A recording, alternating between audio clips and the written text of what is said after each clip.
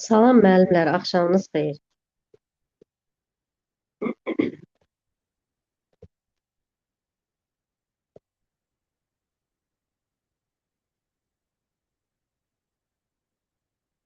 Başlayaq dərsimizə. Bugünkü mövzumuz ağırlıq qüvvəsinin təsiri altında hərəkətdir. Mən bir neçə suallar seçmişəm və istəyirəm ki, biz həmin mövzunu suallar üzərində daha yaxşı öyrənək. Ona görə keçək sualların izahına. Deməli, sualda bizə deyilir ki, K nöqtəsindən şaquli aşağı istiqamətdə atılan cisim 2 saniyə sonra yerə dəyir. Buna əsasən K nöqtəsinin yerdən olan hündürlüyünü tapın. Deməli, müəllimlər, biz bilirik ki, ağırlıq qüvvəsinin təsiri altında hərəkət müəyyən bir hərəkətləri icra edir. Yəni, bu hərəkətlərin içərisində sərbəst düşmə hərəkəti var, cisim müəyyən başlanğıc sürətlə şaquli yuxarı atıla bilər, sonra cisim müəyyən başlanğıc sürətlə şaquli aşağı atıla bilər, üfüq istiqamətdə atılar və üfüqə nəzərən bucaq altında atıla bilər. Və özü də ağırlıq qüvvəsinin təsiri altında hərəkət zamanı havanın müqavimət qüvvəsi nəzərə alınmır. Əgər havanın müqavimət qüvvəsi nəzərə alınsaydı, onda biz o hərəkətlərə, yəni ağırlıq qüvvəsinin təsiri altında baxa bilməzdik. Deməli, K nöqtəsindən aşağı istiqamətdə atılan bir cismin 2 saniyə ərzində yerə çatması və buna əsasən də H hündürlüyünü biz tapmalıyıq. Necə taparıq H hündürlüyünü? Biz bu H hündürlüyünü tapmaq üçün bilirik ki, şaquli aşağı atılan cisim bərabər yeyinləşən hərəkət edir. Ona görə də bərabər yeyinləşən hərəkətin yəni H hündürlüyünü düsturunu yaza bilərik. H bərabərdir V0T üstə gələk, səsi bağlayın zəhmət olmasa. Deyəcəyik ki, alt tərəfində bax bu bozultu var və atripuladan dərişmə xaricində.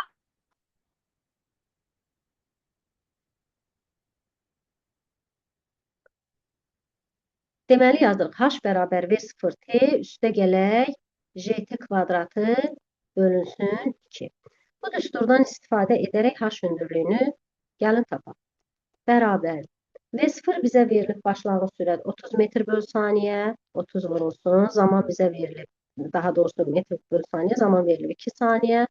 Üzərinə gəlinsin 5T kvadratı şəklində yaza bilərəm bu hissəni. Deməli, onda olar 5 vurulsun. 2-nin kvadratı da eləyər 4. Deməli, 60 üzərinə gəlinsin 20 bərabərdir 80 metr. Deməli, H hündürlüyü 80 metr. Cavab oldu D variantı. Keçək növbəti sualın izahına. Növbəti sualda bizə deyilir ki, yerdən 75 metr və 105 metr hündürlüklərindən 10 metr böl saniyə və 20 metr böl saniyə sürətlə şaquli aşağı atılmış X və Y cisimləri Vx və Vy sürətləri ilə yerə dəyir. Buna əsasən cisimlərin yerə dəymə sürətlərinin nisbətini tapın. Ümumiyyətlə, müəllimlər, biz ağırlıq qüvvəsinin təsiri altında hərəkətə baxanda, sərbəst düşmə yəni hərəkətinə, ümumiyyətlə, başlanğıc sürətlə atılan cismin hərəkətinə baxanda düsturlardan da istifadə edə bilərik. Müəyyən bir praktik həll yollarından da istifadə edə bilərik. Məsələn, deyək ki, əgər cisim sərbəst düşürsə, onun hər hansı bir başlanğıc sürəti yoxdur. Yəni, V0 bərabərdir 0 sürəti ilə atılmışdır. Cisim yerə doğru bu sürətlə atılıb sərbəst düşmə hərəkəti edir. Cisim sərbəst düşmə hərəkəti edəndə biz onun sürətinin düsturunu yaza bilərik. Yəni, V, Y yazaq buna, bərabərdir JT. Əslində, bu olmalıdır mənfi JT. Niyə? Çünki cisim Y oxunun əksinə hərəkət edir. Y oxunun əksinə hərəkət elədiyi üçün proyeksiya olaraq biz sürəti yazsaq, mənfi JT yazırıq. Amma məsələ həllərində biz onu VY bərabərdir JT şəklində yazırıq.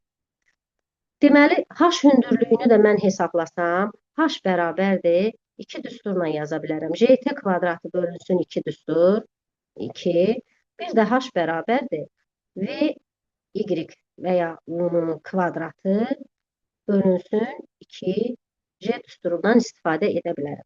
Amma gəlin bir maraqlı nüansları da nəzərimizə salaq. Ümumiyyətlə bu bir xülasə keçək. Deməli, sərbəst düşən cisim hər dəfə 1 saniyə, 1 saniyə hərəkət edərək aşağı hərəkət edir. Deyək ki, bu cisim 3 saniyə müddətində yerə doğru gəlir. Sərbəst düşən cismin başlanğıc sürəti sıfırdırsa, hər növbəti 1 saniyədə həmin cismin sürəti 10-10 artacaq. Deməli, bu hissədə olacaq onun sürəti 10 metr böl saniyə. Digər bir ikinci zaman müddətində, 2 saniyə müddətində olacaq 20 metr böl saniyə. 3 zaman müddətində, 3 saniyə müddətində olacaq 30 metr böl saniyə. Deməli, cismin mən o sürətini, baxın, bu düstura əsasən də tapa bilərdim. Yəni yazardım ki, VY bərabərdir J vurulsun T. 1 saniyədə T'nin yerinə 1 qoysaydım, alardım 10 metr böl saniyə. 2 qoysaydım, alardım 20 metr böl saniyə. Bəs hündürlüyü necə yazarıq? Hündürlüyü yazmaq üçün, deməli, mənim cismim başlanğıc V0 ilə atılıbsa, 0 ilə 10 metr böl saniyə arasında 5 metr yol gedir. Bunu mən n-ci saniyədə gedilən yol düsturundan da istifadə edib yaza bilərəm. Deməli, necə yazırıq n-ci saniyədə gedilən yol düsturunu? V0 plus minus J vurulsun 2n minus 1 bölək 2. Bu, sərbəst düşmə hərəkət etdiyi üçün bu cismin başlanğıc sürəti sıfırdır. Deməli, onda mənim düsturum hansı hala çevrilir? J vurulsun 2n minus 1 şəklinə çevrilir. Deməli, bu düstura əsasən mən hesablasam, alıram ki, mənim cismim 1-ci saniyədə 5 metr yol gedir. Və növbəti 2-ci saniyədə gedəcək 15 metr yol. Və növbəti 3-cü saniyədə gedəcək 25 metr yol. Deməli, bu cisim hərəkət, daha doğrusu sürətini 10-10 artırdığı kimi hündürlüyü də, yəni o getdiyi yolları da 10-10 artırır. 1-ci saniyədə 5 metr, 2-ci saniyədə 15 metr, 3-cü saniyədə 25 metr yol gedir. Və mən bu cismin hansı hündürlükdən düşdüyünü müəyyən etmək üçün, baxın, bu hündürlükləri toplaya bilərəm. Və toplayıb alaram ki, həqiqətən də bu cisim 45 metr hündürlükdən düşür. Və bu düstura əsasən də mən hesablaya bilərəm ki, H bərabər JT kvadratı bölünsün 2 bərabərdir. Cisim 3 saniyədə düşübsə, 10 vurulsun 9 bölək 2 və yenə də alıram ki, həqiqətən 45 metr hündürlükdən düşür. Bu, ən sadə yolu, praktik yolu. Və yaxud bunu bu şəkildə də müəyyən edirlər. Deməli, 0 sürət, deməli, başlanğıc sürəti 0-dır. 10 metr böl saniyə sürəti 1 saniyədə 10 metr böl saniyə sürəti. O H hündürlüyünü tapmaq üçün elə bilin ki, həmin sürətləri toplayırıq və yarıya bölürük. Edir 5 metr. Digər halda 10 metrdən 20 metr, 10 metr böl saniyə sürətindən 20 metr böl saniyə sürətini toplayıb yarıya bölsək, alırıq 15 metr.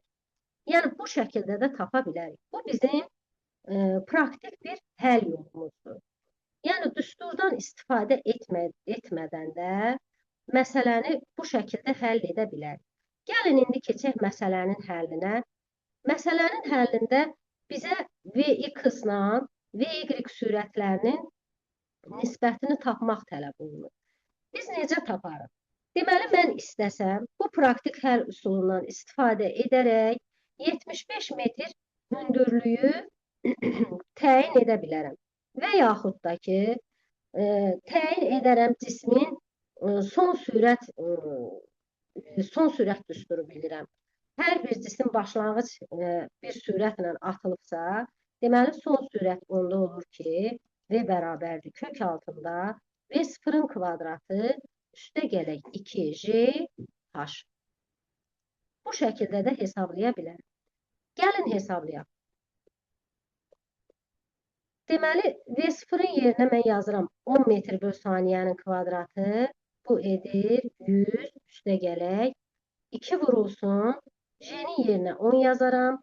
H-ın yerinə də 75 metr yazaram və buradan alaram ki, kök altında 1600-dür.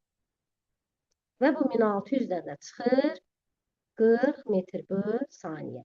Deməli, Vx sürətini tapdım. Vx 40 metr böl saniyədir. Gəlin Vy-i tapaq. Vy-i də tapsam, yenə yazıram. V0 kvadratı üstə gəlinsin 2JH. Və gətirib qiymətləri yerinə yazıram. V0 üçün, Vy üçün başlanğıc sürət V0 20 metr böl saniyədir. 20 metr böl saniyənin kvadratı edir 400. Üstə gələk 2 vurulsun 10, vurulsun 105 metr. Və buradan da alıram ki, kök altında 2500. Həmin bu kökdən də çıxır 50 metr böl saniyə. Və mənə deyirdi ki, Vx-ın Vy-ə olan nisbətini tap. Mən də tapdım sürətləri, həmin sürətlərin nisbətini yazıram. Vx-ı tapdım 40, Vy-ı tapdım 50 və buradan da alıram ki, 5-də 4-dür. Cavab oldu D variantı.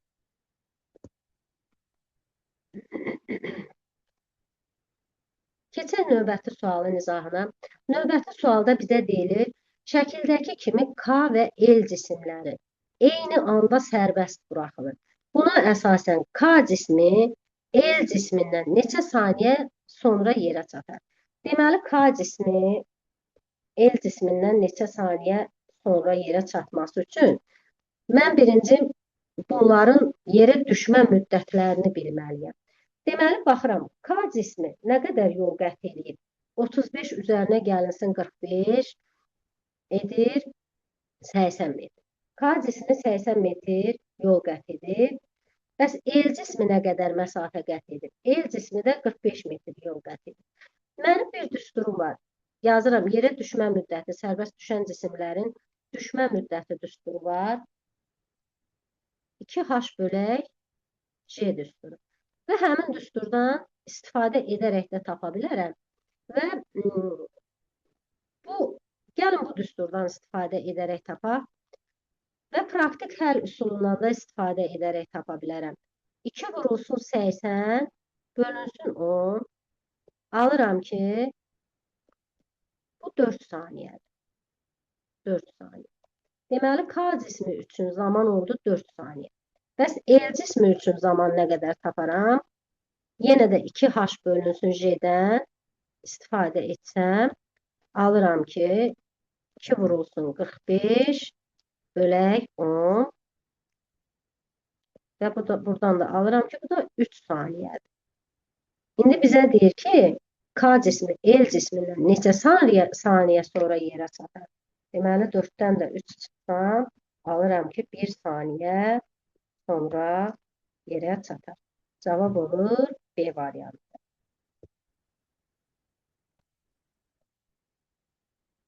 Keçək növbəti sualın izahına. Növbəti sualda bizə deyilir, şəkillərdəki kimi 10 metr böl saniyə və 30 metr böl saniyə sürətlərlə şaquli yuxarıya doğru atılan cisimlər eyni anda yerə düşürlər. Deməli, bu cisimlərin hər birinin uçuş müddəti eynidir. Eyni anda yerə düşürlər. Buna əsasən H hündürlüyünün neçə metr olduğunu hesablayın. Deməli, mən H hündürlüyünü tapmaq üçün əvvəl bilməliyəm ki, bu cismin ümumi H maksimalı nə qədərdir? Və buradan keçən bu H hündürlüyünü də, daha doğrusu bu cismin getdiyi bu digər H1 deyim buna, H1 hündürlüyünü də tapmalıyam ki, mən bu H hündürlüyünü tapmaq üçün H maksimaldan H1 hündürlüyünü çıxmalıyam. Çıxmalıyam ki, həmin H hündürlüyünü tapım. Və gəlin cisimlərin ümumiyyətlə eyni anda yerə düşürlərsə, uçuş müddətini tapaq. Mən bu cisimdə onu tapa bilmərəm hələlik. Amma digər cisimdə tapa bilərəm. 30 metr böl saniyə sürəti ilə əgər cisim şaquli yuxarıya doğru atılırsa, cisim necə hərəkət edir? Yavaşlayan hərəkət edir. Deməli, yavaşlayan hərəkət edəcək. Bu cisim ümumiyyətlə qalxma müddəti nə qədər olar? T qalxmanı necə yazırıq? bərabərdir. V0 bölünsün J. Buradan hesablasaq ki, 30 bölünsün 10-dan alıram ki, bu cismin qalxma müddəti 3 saniyə. Bu cisim 3 saniyə qalxacaq, göydə qalmayacaq ki, yəni yerə düşəcək. Düzdür. Deməli, onda 3 saniyə qalxacaq, 3 saniyə də yerə düşəcək. Deməli, bu cismin uçuş müddəti olacaq 6 saniyə. Və onu mən bu düsturdan da tapa bilərəm. Uçuş bərabərdir 2V0 bölünsün J. Düsturla həll etmədim, praktik yolla, yəni bu şəkildə tapdım. Deməli, 30 metr böl saniyə sürətlə əgər bir cisim şaquli yuxarı atılırsa, onun qalxma müddəti 3 saniyədir. 3 saniyə ərzində o cisim qalxa bilər, 3 saniyədə düşə bilər. Deyək, indi mənim cismim 50 metr böl saniyə sürəti ilə atılıbdır şaquli yuxarı. Nə qədər müddətə qalxacaq? Deməli, 5 saniyə müddətə qalxacaq, 5 saniyə müddətə də düşəcək. İndi bu cismin uçuş müddəti 6 saniyədir və mənim bu cismimdə, bax bu 10 metr böl saniyə sürətlə atılan cismimdə, deməli 6 saniyə müddət sərf edibdir. 6 saniyə müddət sərf edibsə, deməli o 10 metr böl saniyə sürətlə bu yuxarıya doğru atılıbsa, burada keçən zaman müddəti 1 saniyədir. Deməli, 1 saniyəyə o yuxarı qalxıb və 5 saniyə ərzində o gəlib yerə düşür. İndi mən 5 saniyə ərzində bu cismin H hündürlüyünü tapa bilərəm. 1 saniyə ərzində qalxdığı H1 hündürlüyünü də tapa bilərəm.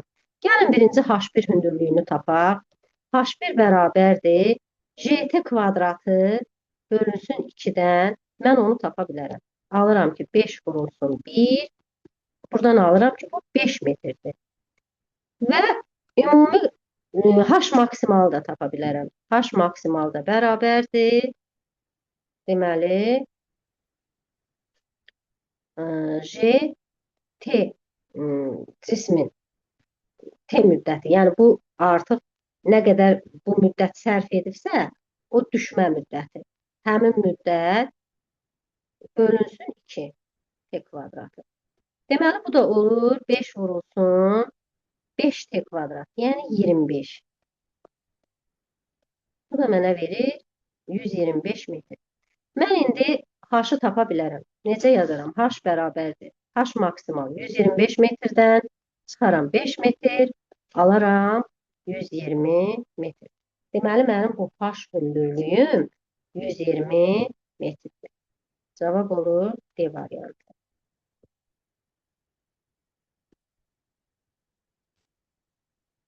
Salam müəllim, axşamınız xeyir olsun. Salam, axşamınız xeyir. Müəllimə, sizin dekabr qrupunuzdur bu ya necə? Bu ödənişsiz dərsdir. Yox, başa düşdüm. Yəni dekabr qrupunuzda hal-hazırda hansı mövzudasınız? Biz dekabr qrupunda, daha doğrusu noyabr qrupundayıq. Noyabr qrupunda elə ümumdünya cazibə ağırlıq qüvvəsinin təsiri altında hərəkətdir. Bəs dekabr qrupu açılacaq? Dekabr qrupu hələ yığılmayıbdır. İndi yanvar qrupunu yığırıq. İstəsəz qoşula bilərsiniz. Hə, oldu. Çox sağ olun müəllimə. Siz də sağ olun. Deməli, 45 metr hündürlükdə olan K və L cisimlərindən K cismi sərbəst buraxıldıqdan 2 saniyə sonra L cismi yerə doğru V sürətlə atılır. Cisimlər eyni anda yerə çatdıqlarına görə V sürəti neçə metr böl saniyədir? Deməli, gəlin birinci müəllimlər, bu K cisminin yerə dəymə zamanını tapaq. Çünki K cismi sərbəst buraxıldıqdan 2 saniyə sonra L cismi atılmışdır. Və hər ikisinin də hündürlüyü 45 metrdir. Baxın, 45 metr. Deməli, L cismi də 45 metr hündürlükdən atılıb. Gəlin baxaq K cisminin düşmə müddətini. Düsturumuz var. 2H bölünsün J. Gəlin həmin düsturdan istifadə edək. 2 vurulsun. H-ımız 45 metr. Bölünsün 10 bərabərdir və mən buradan alıram ki, K cismi 3 saniyə ərzində sərbəst buraxılıb və yerə düşür. Amma el cismi yerə doğru V sürəti ilə atılır 2 saniyədən sonra. Deməli, el cismi neçə saniyə sonra gəlib yerə çatıb? 1 saniyə. Deməli, onun o yerə doğru hərəkət elədiyi o düşmə müddəti 1 saniyədir. K cismindən 2 saniyə sonra atılıbsa, deməli, el cismi 1 saniyə gəlib çatıb. Və mən V0 sürəti buradan tapa bilərəm. Belə bir düsturum var mənim, daha doğrusu V sürəti. Yəni elə o V0 sürətidir. H bərabərdir. V0T yerə doğru cisim hərəkət edirsə, necə hərəkət edir? Deməli, yeyinləşən hərəkət edir. Yəni, JT kvadratı bölünsün 2. Gətirək qiymətləri yazaq yerinə. 45 bərabərdir. V-ni bilmirəm, mən elə V yazım. Keçən zaman müddəti 1 saniyədir. Üzərinə gəlinsin. Çünki 1 saniyə hərəkət olub. 10 vurulsun 1 bölək 2. Buradan da alıram ki, 45 bərabərdir. V üstə gələk 5-ə və alıram ki, V bərabərdir 40 metr böl saniyə.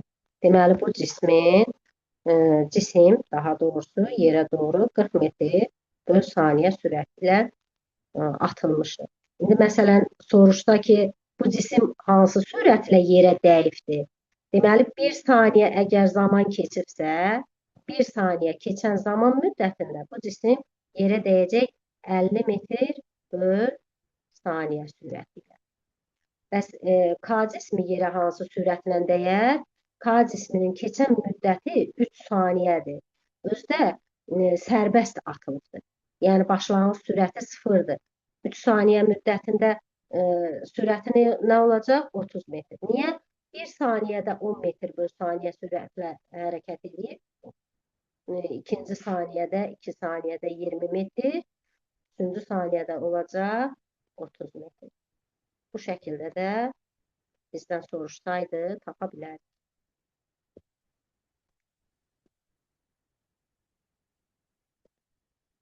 Gəlin, baxaq növbəti suala. Növbəti sualda bizə deyilir ki, K cismi 30 metr böl saniyə sürətlə şaquli aşağı atıldığı zaman el cismi şəkildəki kimi sərbəst buraxılır. Cisimlər 2 saniyəyə yerə çatdığına görə H-ın neçə metr olduğunu hesablayın.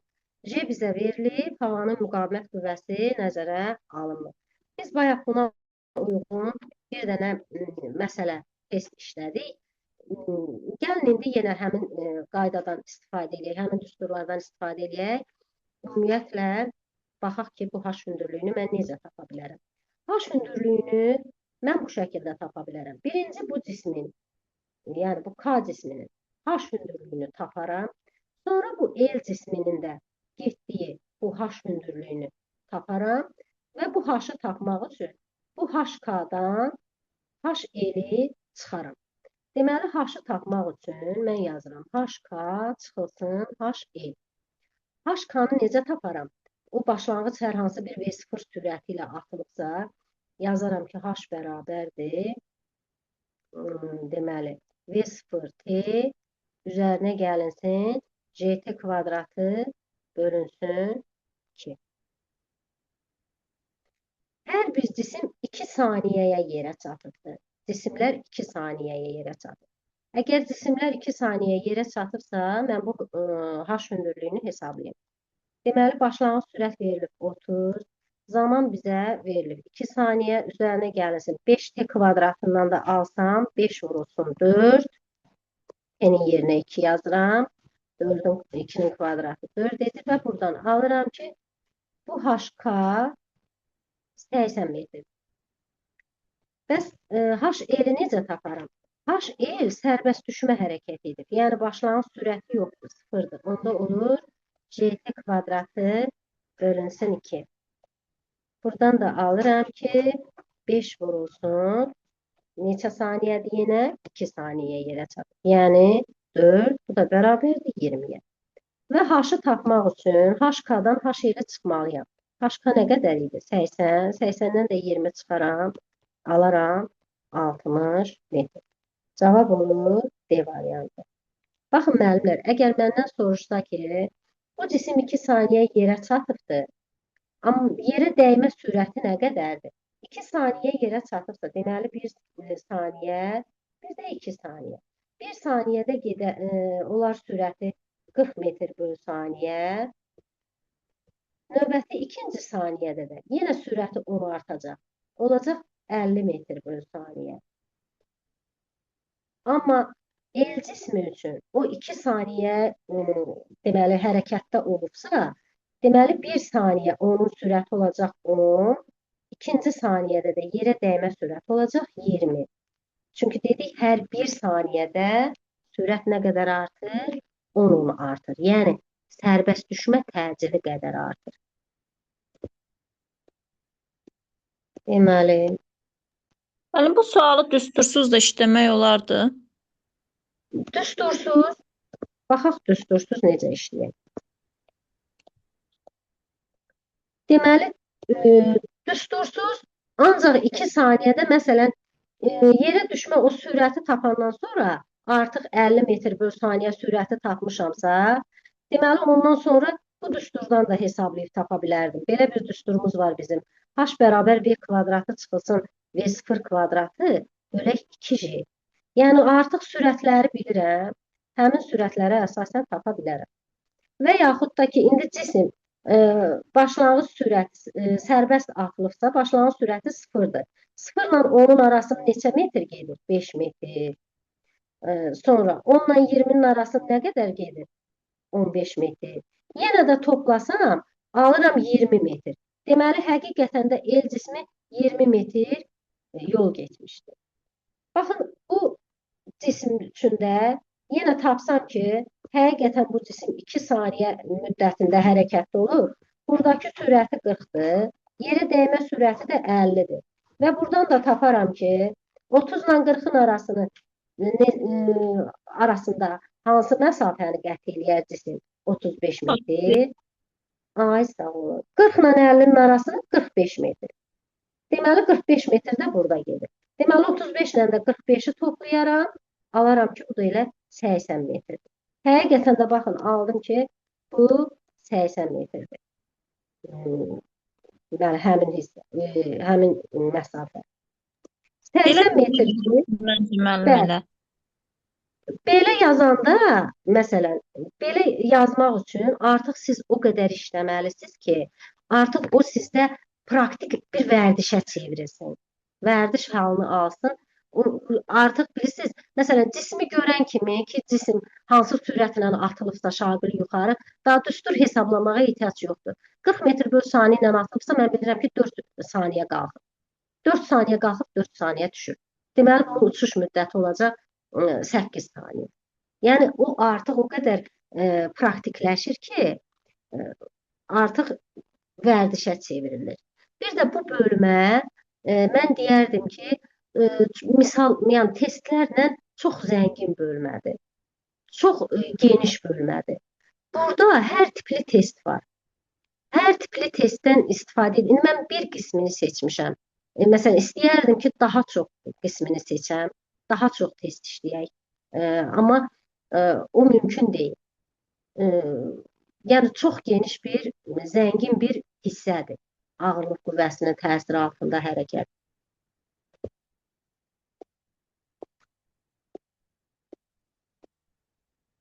Keçək növbəti sualın izahına. Növbəti sualda bizə nə deyir? Deyir ki, K nöqtəsindən sərbəst buraxılan cisim KL yolunu T1, LM yolunu isə T2 müddətə düşür. Buna əsasən T1 bölünsün T2 nisbətini tapın. J bərabər 10 metr bölü saniyə kvadratıdır və havanın müqavimət qüvvəsi nəzərə alınır. İndi müəllimlər, mən burada sadə bir praktik həll yolundan istifadə edəcəm və düşünürəm ki, sizin də yadınızda yaxşı qalacaq. Baxın, cisim, ümumiyyətlə, sərbəst buraxılan cisim 1 saniyədə nə qədər yol qət edir? Məsələn, deyək ki, H qədər. Ay, sağ ol. 2 saniyədə 3H qədər. 3 saniyədə 5H qədər. 4 saniyədə 7H qədər. Və mən görürəm ki, mənim bu cismim, sərbəst düşən cismim cisminin getdiyi yollar tək ədədlərin nisbəti qədərdir. Yəni 1-in 3-ə, 3-ün 5-ə, 5-in də 7-yə. İndi deməli mənim cismim əgər 4h müddətində bu yolu qət edibsə, deməli o neçə saniyə yol gedib? 2 saniye olur da H 3 Ay H. sağ olun, ay sağ olun. H və 3H. Deməli H 3H yolunu qət edib.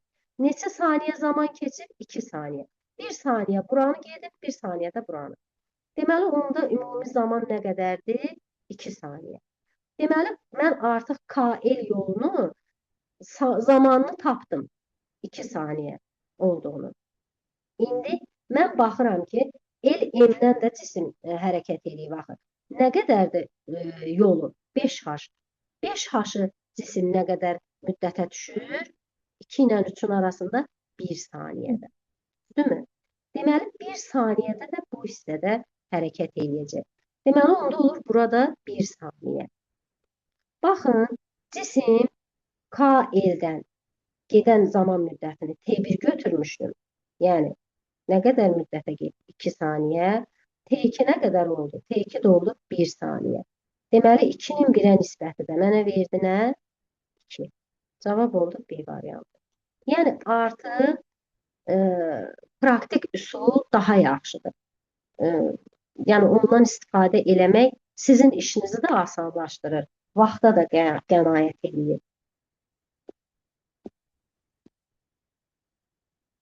Baxaq digər suala. Sualda bizə deyilir, K nöqtəsindən sərbəst buraxılan M kütləli cisim KL yolunu 3T müddətə düşür. LM yolunu isə T müddətə düşür. İndi deməli 3T müddətə düşürsə, neyniyərəm? Bayaqki üsuldan gəlin istifadə edin. İndi artıq bizə deyir ki, H1-in H2-yə olan nisbətini tap. H2, baxın, cismin bu qədər getdiyi yoldur. Böyük olan yol. H1 isə cismin KL hissəsində getdiyi yoldur. İndi sizlə birgə işləyək gəlin. Deməli, KL-də cisim nə qədər zaman sərf edir? 3H. Daha doğrusu 3T. 3T deyəndə, yəni 1 saniyə, 2 saniyə, 3 saniyə. Deməli, onda 1 saniyədə nə qədər düşəcək? H qədər. İkinci saniyədə 3H qədər. Üçüncü saniyədə 5H qədər yol gedəcək. Bəs növbəti bu hissədə nə qədər yol gedəcək? 7 H. Bəli. Onda T müddətə düşürsə, deməli 1 saniyəyə düşübdür. 7 H qədər yol gedəcək. İndi məndən soruşur ki, H1-in H2-yə olan nisbəti. H1-im nə qədərdir? Gəlin sayaq. Bəli, 9H. H2 nə qədər olur? H2 ümumi hamısıdır. Ümumi hamısı 16. olanda, bəli, 16H. Deməli, H-lar da getdi, aldı 16-nı, 16-da 9. Cavab oldu D variantı.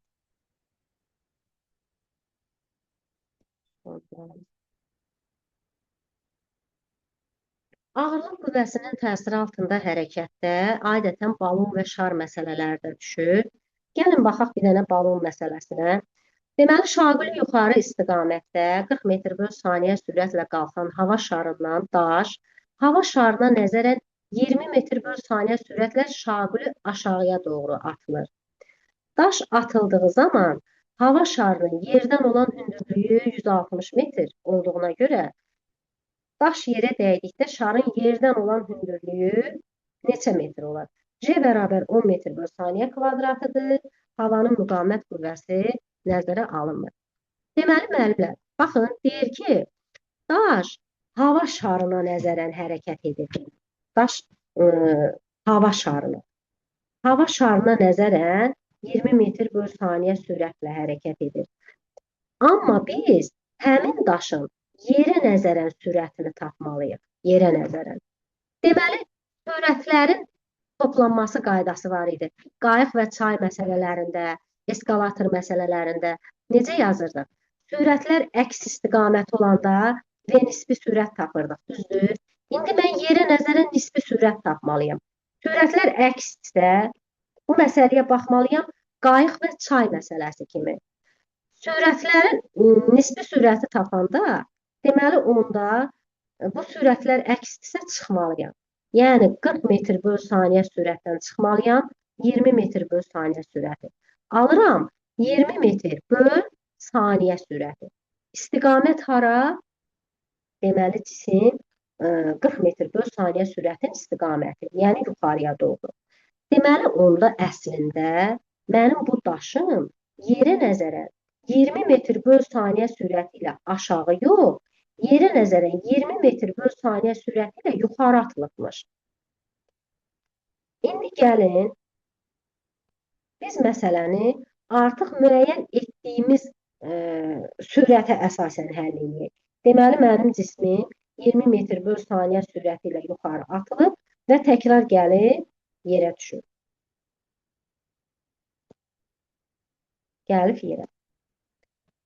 Deməli, necə yazaram? Deməli, mən bu cismin və mənim balonumda yuxarıya doğru hərəkət edir. Balonun hərəkətini, yəni bu H hündürlüyünü, yəni getdiyi o yolu tapmalıyam. Tapmaq üçün daş hansı zaman müddətində gəlib yerə düşürsə, balon da həmin zaman müddətində 40 metr böl saniyə sürəti ilə yuxarı qalxır. Balonun hərəkəti bərabər sürətli hərəkətdir, müəllimlər. Deməli, balonun getdiyi el balonun yolu, balonun sürəti vurulsun həmin o tez zaman müddəti olacaq. İndi mən o tez zaman müddətini tapmalıyam. Cisim 20 metr böl saniyə sürəti ilə yuxarı hərəkət edibsə, qalxma müddəti nə qədərdir? 2 saniyə. Artıq müəyyən elədim ki, V bərabərdir JT-dən. Yəni, müəyyən eləyə bilirəm ki, bu cisim T-ni tapsam, T qalxmalıdır. V bölünsün J-dən, alıram ki, 20 bölünsün 10-dan, alıram ki, bu cisim 2 saniyə qalxıb. Bu şəkildə də taparam. Sadə şəkildə də deyə bilərəm ki, 2 saniyə yuxarı qalxıb. Deməli, 2 saniyədə nə edir? Daş olduğu yerə gələnə qədər də eyni zaman müddəti keçir. Yəni, 2 saniyədə də elə olduğu zaman müddətində gəlib həmin yerə doğru. Deməli, cisim 2 saniyə qalxıb, 2 saniyə düşür. Baxın, mən bu 160 metr olan məsafəni bundan sonra bu şəkildə yazaram. Deməli, burada yenə təkrar sürət nə olacaq? 20 metr böl saniyə. Sonra cisim 1 saniyədə sürəti olacaq 30 metr böl saniyə. Digər 1 saniyədə də olacaq 40 metr böl saniyə. Digər də olacaq 50 metr böl saniyə. İndi cismim 1 saniyədə də geçsin 60 metr böl saniyə. İndi cismin bu getdiyi yolları gəlib tapaq. 20 ilə 30-un arasında gedəcək 25 metr. 30 ilə 40-ın arasında 35 metr. 40 ilə 50-nin arasında gedəcək 45 metr. 50 ilə 60-ın arasında gedəcək 55 metr. Mən bunların hamısını toplasam, alıram ki, bu nə qədər edir? 160 metr. Deməli, mənim cismim artıq 160 metr, yəni hündürlüyü 4 saniyəyə düşəcək. Mən onu bu şəkildə də yaza bilərəm, müəllimlər, düstur şəklində. H bərabərdir, V0T üstə gələk, JT kvadratı bölünsün 2. H-ım 160-dır, V0-ım 20-dir, 20 vurulsun T, üzərinə gəlinsin 5 vurulsun T kvadratı. Buradan mən bir deməli tənlik alıram. Həmin tənlikdə mən diskriminantı tapıb hesablaya bilərəm. Deməli, T-ni tapa bilərəm. Amma belə tapmaq daha uzun gedir. Amma belə sürətlərlə, yəni zamanlarla 1 saniyə sürətləri artıraraq aradakı məsafəni tapmaq daha yaxşı, daha praktik həll üsuludur. Deməli, bu cisim neçə saniyə müddətində hərəkətdə olur? Baxın, 2 saniyə qalxıb. 2 saniyə yenə əvvəlki yerə düşür. 4 saniyə müddətində də aşağı hərəkət edir. Deməli, bu cisim 8 saniyə hərəkətdə olur. Yəni, T-si olub 8 saniyə. 2 saniyə yuxarı qalxıb. 2 saniyə gəlib əvvəlki yerinə 4 saniyədə yerə düşür. Olub 8 saniyə. İndi 8 saniyə ərzində mənim şarımın getdiyi yolu tapa bilərəm. Tapa bilərəm. Yəni balonu bərabərdir. Sürəti nə qədərdir? 40 metr böl saniyə. 40-ı vurmalıyam. Nəyə? 8-ə. Deməli, nə qədər eləyir? 320 metr. 320 metr şar yuxarı doğru hərəkət edir. Amma mənə deyir ki, şarın yerdən olan hündürlüyünü tap. Şarın yerdən olan o hündürlüyü, yəni o haşı bərabərdir. 160 üzərinə gəlinsin. 320. Cavab olur 480 metr. Cavab oldu A variantı.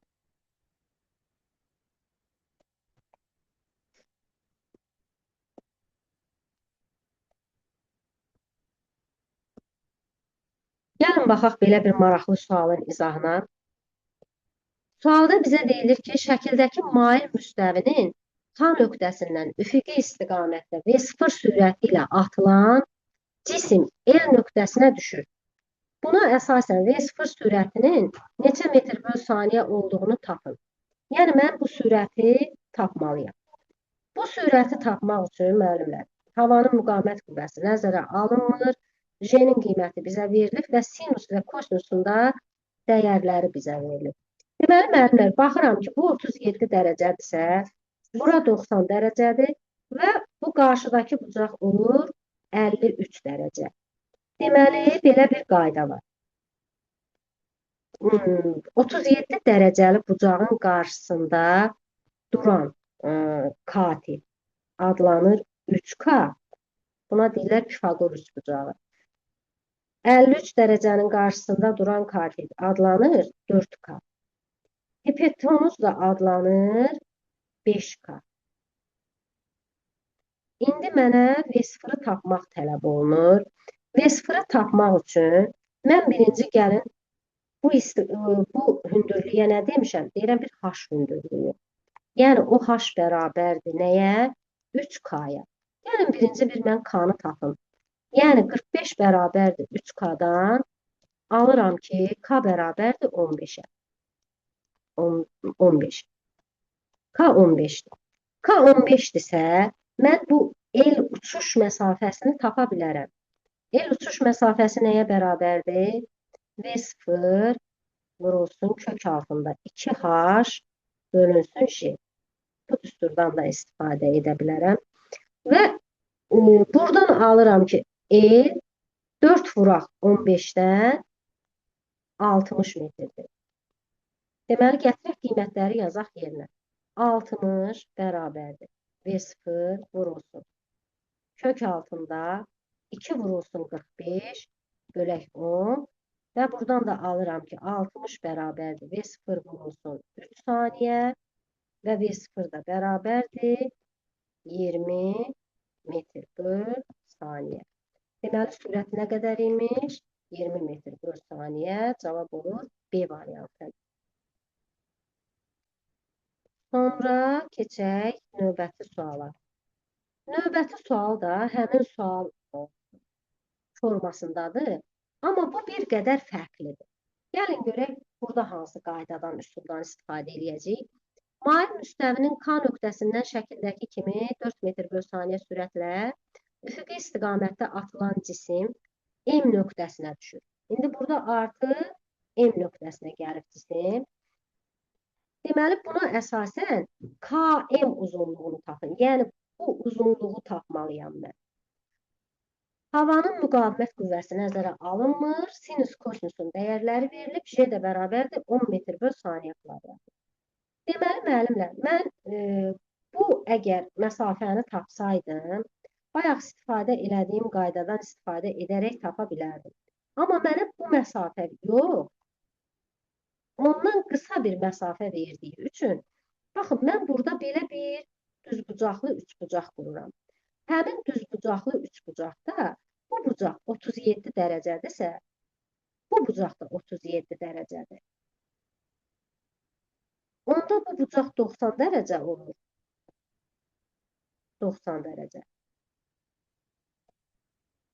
Onda bu qarşıdakı bucaq olur 53 dərəcə.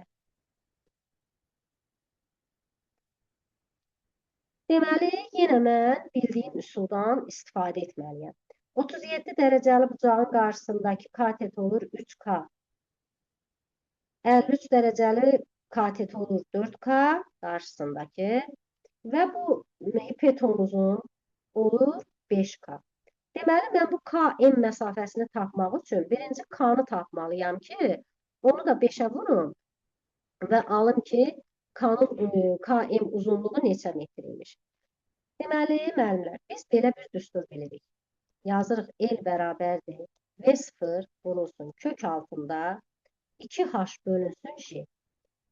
Gətiririk, mən hansı qiymətləri ki, burada almışam, həmin qiymətləri yazıram. L-in uzunluğu nə qədərdir? 4K bərabərdir. V0 nə qədərdir? Mənə verilib 4 metr bölü saniyə kvadratı. Yəni, alıram 4. Kök altında 2 vurulsun. H-ım nə qədərdir? 3K. 3K bölünsün J. J-yə də 10 yazıram. Bu 4-lə, bu 4 getdi ixtisar. Hər tərəfi kvadrata yüksəltsəm, alıram K kvadratı bərabərdir 6K bölək 10. K-nın biri də buradan ixtisar getdi və aldım ki, K bərabərdir 0,6-ya. Və mənim bu KM məsafəmi tapmaq istəyirəm. KM məsafəm nə qədər idi? 5K. Deməli, mən 5-i nəyə vurmalıyam? 0,6-ya. Cavab edir 3 metr. Deməli, cavab olur B variantı. Əziz müəllimlər, mənim bugün sizə seçdiyim suallar bu qədər. Hər birinizə uğurlar arzulayıram. Mənə görə, ümumiyyətlə, sualınız, nəsə demək istədiyiniz söz varsa deyə bilərsiniz. Müəllimə, siz hansı testlərdən keçirsiniz? Mən keçirəm güvən, MHM vəsaitləri, KASPI, Türk testləri. Bəs nəzəriyyə? Nəzəriyyə də əlimizdə olan ixtiyari nəzəriyyə kitabından istifadə edirik. Ən çox, məsələn, Hikmət Meyteyev və Ravil müəllim kitabından istifadə edirəm. Çünki Ravil müəllim də kitabında maraqlı yerlər var. Bəzi hissələr çox gözəl yazılıbdır. Bu noyabr qrupu, yəni təxmini nə vaxt bitirəcək? Yəni hansı aydan təkrar başlanılacaq? Noyabr qrupu 4-5 aya ümumiyyətlə proqramı bitirəcək. Yəni ən azı 5 aya proqramı bitirəcək. Apreldə və maydan təkrara başlayacaq. Aydındır. Çox sağ olun. Siz də sağ olun. Buyurun.